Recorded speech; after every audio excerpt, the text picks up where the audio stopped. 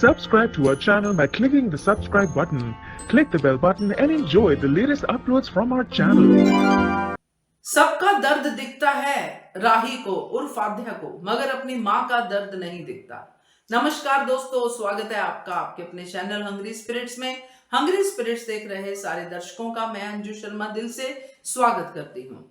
तो आज के एपिसोड में ये तो दिखा कि आध्या में बहुत कंपैशन है, बहुत दूसरों के लिए प्यार है, किसी को दुखी नहीं देख सकती, मगर अपनी माँ को दुखी करने में कोई कसर नहीं छोड़ती है। अगर कुछ जिंदगी में नहीं समझ पाई आध्या यानी राही, तो वो है अपनी माँ का हार्ट। तो बात करते हैं इसके ऊपर। पहले वही निवेदन, जिन्होंने अभी तक चैनल को सब्सक्राइब नहीं किया है कर लीजिए, साथ में दोस्तों बेल आइकन दबाइएगा ताकि आपको हमारे वीडियोस के नोटिफिकेशन मिलते रहें।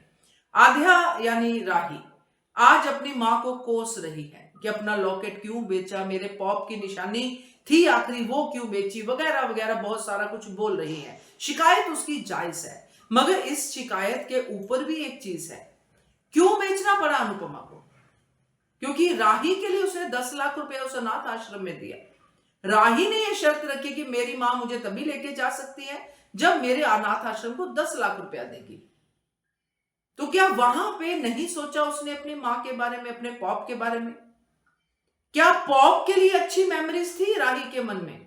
क्योंकि तब तो जब राही घर से भागी थी, आध्या घर से भागी थी, तब तो वो यही कह रही थी कि पॉप भी मम्मी की ही बात मानते हैं। पॉप ने ही मम्मी को मेरे यहाँ मंदिर का एड्रेस दिया होगा, लोकेशन भेजी होगी, तभी मम्मी पुलिस लेके आ गई। तो पॉप भी तो बराबर के जिम्मेदार थे। तो पॉप कैसे एक अच्छी लिस्ट में और मॉम कैसे एक बिल्कुल जिसने इतना कुछ किया तुम्हारे लिए, वो एकदम से ऐसा हो गया कि उसके लिए तुम्हारे मन में दया भाव कुछ भी नहीं है। तुमको बस मौका चाहिए अपनी मॉम को कंडेम करने का, अपनी मॉम की बुराई करने का। तो ये जो कंपैशन बाकी लोगों के लिए आध्या के मन में है, अपनी मॉम के लिए क्यों नहीं समझ पा रही? क्यों नहीं ये समझती कि मेरी माँ जो भी कुछ कर रही है मेरे लिए कर रही है?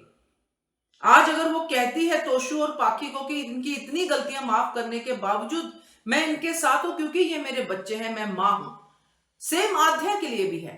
तो ये बात आध्या भी नहीं समझती है, बच्चे भी नहीं समझते तोशु पाखी।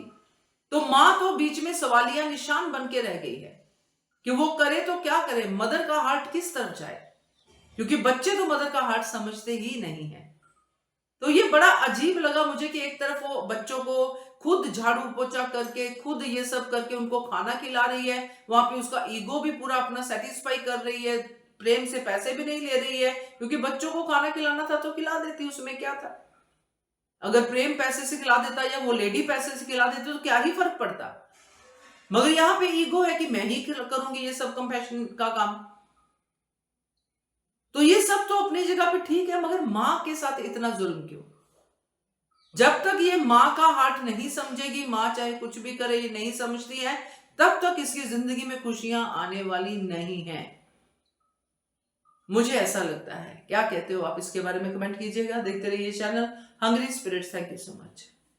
Subscribe to our channel by clicking the subscribe button. Click the bell button and enjoy the latest uploads from our channel.